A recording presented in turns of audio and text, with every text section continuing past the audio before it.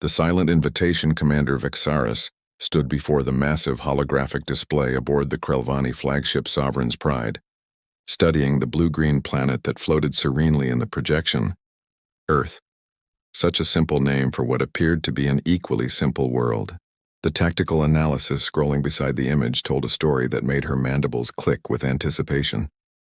A species barely 200 years into their industrial age, still dependent on primitive nuclear fission for power, still arguing among themselves over resources that the Krelvani could synthesize in minutes. The discovery had come through their deep space monitoring stations 3 cycles ago. Radio signals crude and unencrypted, broadcasting everything from entertainment to military communications into the void without any attempt at security. The Krelvani Intelligence Division had spent weeks analyzing these transmissions, learning about human culture, their languages, their conflicts, and most importantly, their weaknesses. They called themselves humanity, and they seemed utterly unaware that they were broadcasting their entire civilization's blueprint to anyone with the technology to listen. Vexaris turned to her second-in-command, Sub-Commander Threll, whose 6 eyes were fixed on the tactical readouts. The humans had achieved spaceflight, yes, but their vessels were laughably primitive. Chemical rockets that took months to travel between planets in their own system, a space station held together with little more than metal tubes and hope. Their most advanced achievement appeared to be placing a few dozen people on their moon and sending robotic probes to nearby planets. The Krelvani had been traveling between stars for over 3,000 years. The decision to claim Earth had been unanimous in the Imperial Council. Here was a world rich in resources with a population that could serve the Empire once properly subjugated. The humans numbered nearly 9 billion, perfect for mining operations, agricultural production, and other labor-intensive tasks that the Krelvani preferred to delegate to subject species.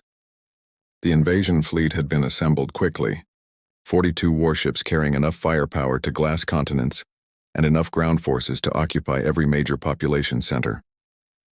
As the fleet approached the outer edge of the solar system, something peculiar happened. The human satellites, those primitive communication relays they had scattered throughout their system, began going dark. Not destroyed, not malfunctioning, simply silent. It started with the furthest probes, the ones they had sent to study the outer planets. Then the Mars colonies stopped transmitting. Then the lunar bases. One by one, every human presence in space went quiet. Sub-Commander Threll suggested it might be an automated response. Perhaps the humans had detected the approaching fleet and initiated some kind of emergency protocol, but that seemed impossible. The Krelvani ships were using stealth fields that should have made them invisible to anything the humans possessed. Their technology was generations ahead of Earth's best sensors, yet the timing was too perfect to be coincidental. Vexaris ordered the fleet to proceed with caution, but maintain their approach vector. As they passed Neptune, their sensors detected something odd. The planet's moon, Triton, was giving off unusual energy readings. Not the kind of energy a frozen moon should produce. The signature was brief, barely a flicker on their instruments, but it was definitely artificial. When they tried to investigate further, their scans came back muddled, as if something was interfering with their sensors. The fleet pressed on, passing Saturn without incident, though several officers reported that the planet's ring seemed different from their long-range observations. The patterns were wrong somehow, too organized, too deliberate. But rings were just ice and rock, debris from ancient collisions. The stress of the impending invasion was making them see patterns where none existed. It was when they reached Jupiter that things became truly strange. The gas giant loomed before them, massive and imposing, but their sensors couldn't penetrate its atmosphere. This wasn't unusual in itself. Many gas giants had electromagnetic fields that interfered with scanning equipment, but their sensors weren't being interfered with, they were being blocked. The readings showed a perfect sphere of absolutely nothing where Jupiter should be, as if the planet wasn't there at all, yet they could see it clearly through their viewports. Vexaris called a halt to the fleet's advance, positioning them just beyond Mars' orbit. She needed to understand what was happening before proceeding with the invasion. The red planet below them appeared dead and empty, just as their intelligence had suggested. A few primitive rovers crawled across its surface, and a small research station sat abandoned in the southern hemisphere. But why abandoned? Why had everything human gone silent? She ordered a probe launched toward Earth. a small reconnaissance drone that could gather close-range intelligence without risking the fleet. The drone accelerated smoothly, its stealth systems engaged, its sensors focused on the blue world ahead. It transmitted data for exactly 3 minutes and 17 seconds before its signal cut out. The last image it sent showed Earth exactly as expected. Clouds swirling over continents, city lights glittering on the night side. Everything normal, except for one detail that made Vexaris's blood run cold. The space between the drone and Earth wasn't empty. Something was there, something massive and invisible, something that had swallowed their probe whole without leaving a trace. The tactical display showed nothing. Their most advanced sensors detected nothing. But something had destroyed their drone as efficiently as if it had flown into a star. Vexaris was about to order a full sensor sweep when every display on the bridge flickered. For just a moment, less than a heartbeat, every screen showed the same image, a human face smiling pleasantly.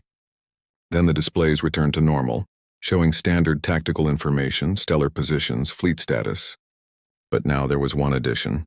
A single message in perfect Krelvani script floating in the center of the main view screen. Welcome to Sol System. Please state your intentions. The bridge fell silent. How did the humans know their language? How had they accessed their systems? The Krelvani's cybersecurity was considered impenetrable, their encryption methods so complex that even their own quantum computers needed time to decode them. Yet the humans had entered their systems, left a message, and departed without triggering a single alarm. Sub-Commander Threll was the first to speak, his voice barely above a whisper. Commander, I'm detecting gravitational anomalies throughout the system. Hundreds of them. They weren't there before, or rather, they were hidden somehow. The humans, they're manipulating gravity itself to hide things from our sensors. Vexaris felt her confidence evaporating like water on a hot deck. Gravitational manipulation was theoretically possible. The Krelvani scientists had been working on it for centuries without success. It required energy levels that only ancient civilizations possessed, civilizations that had been traveling the stars for tens of thousands of years. The humans had achieved spaceflight less than a century ago.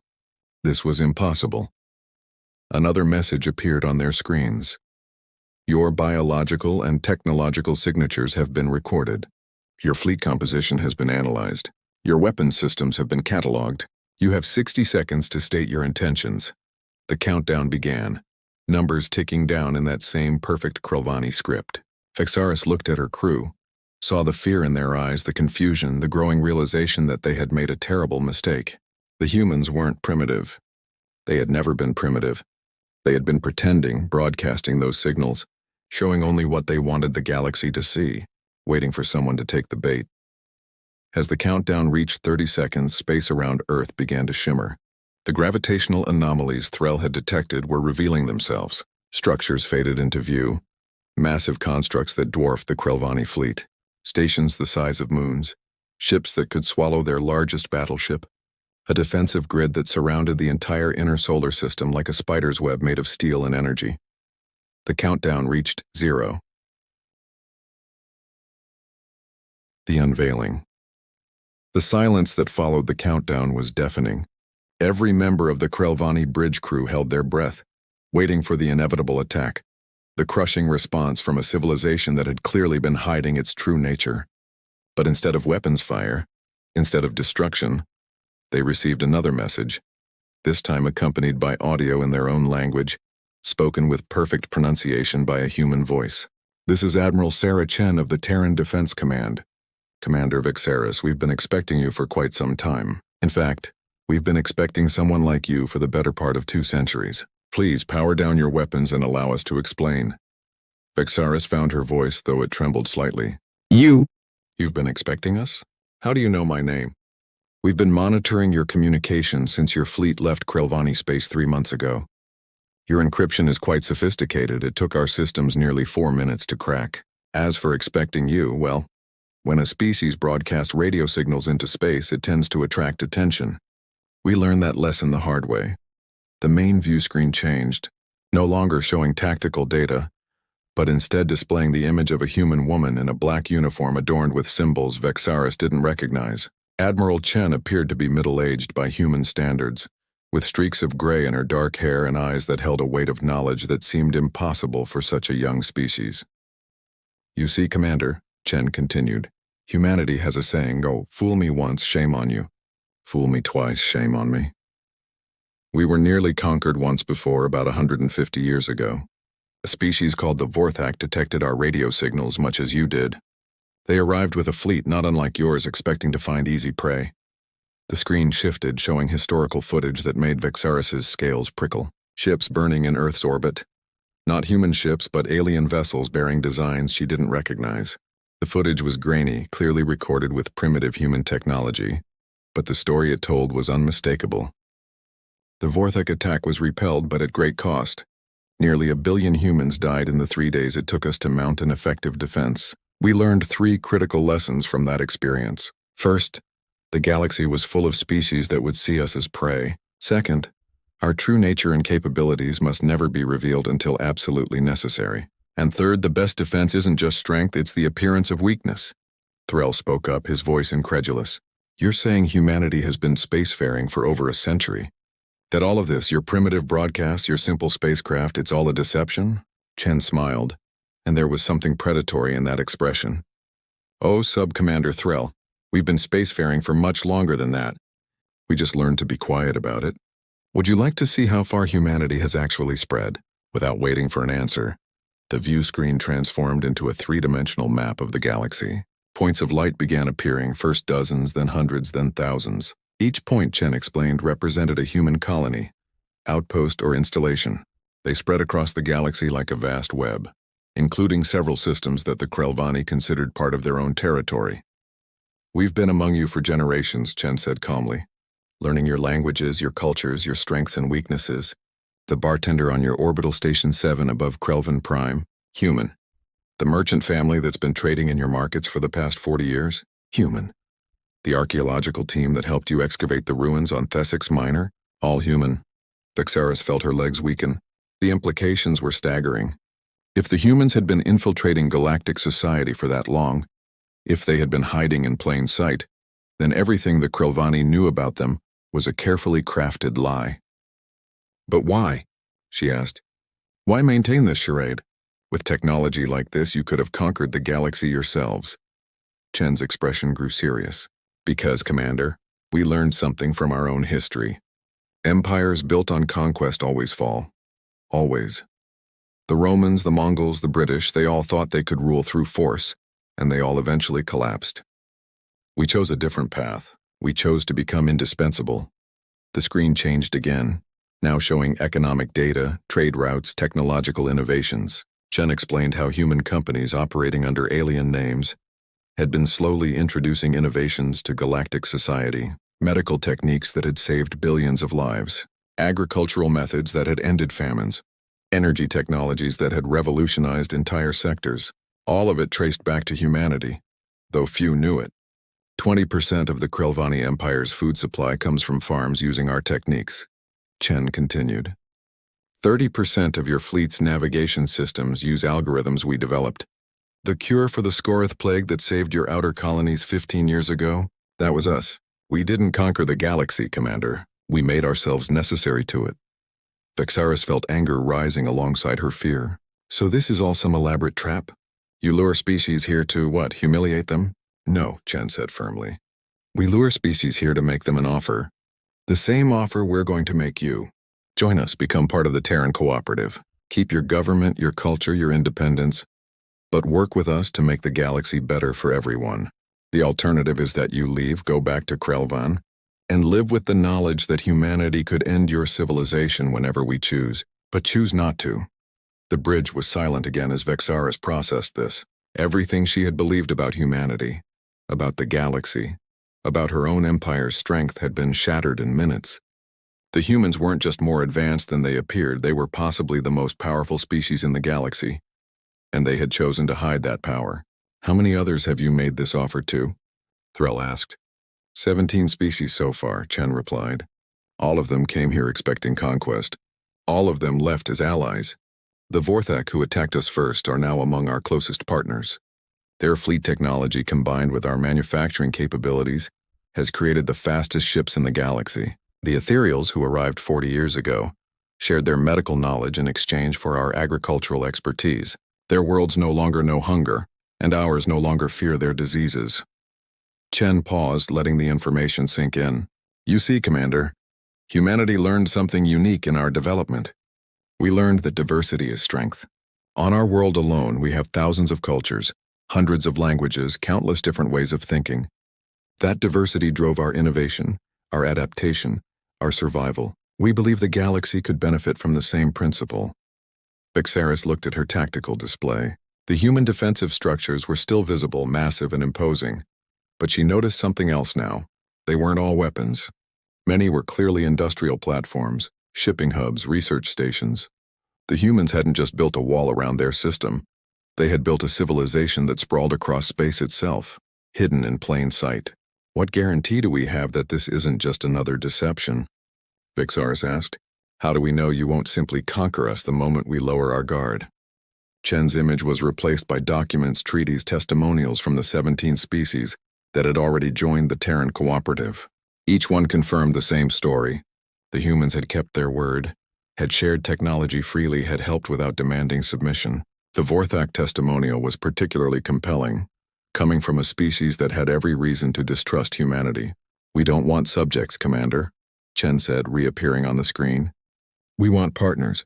We want a galaxy where species cooperate instead of conquer, where diversity is celebrated instead of suppressed. We've spent 2 centuries preparing for this, positioning ourselves to offer every species that comes to our door the same choice. Join us in building something better, or leave knowing that the humans you thought were prey were actually the guardians at the gate. Vixaris turned to her crew, saw the mixture of fear, awe, and curiosity in their eyes. The Krelvani had come here as conquerors and discovered they were the ones being offered terms. It was humbling, terrifying, and strangely exciting all at once. I need to consult with my government, Vixaris said finally. Of course, Chen replied. Take all the time you need. We've waited this long. We can wait a little longer. But Commander, before you go, there's one more thing you should see. The view screen shifted one final time, showing Earth itself, but now without any of the concealment. Cities floated in the atmosphere, tethered to the ground by massive cables that stretched into orbit.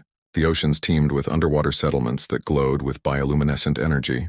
The moon, which had appeared barren and empty, was revealed to be completely hollow, converted into a shipyard that could produce vessels the size of cities.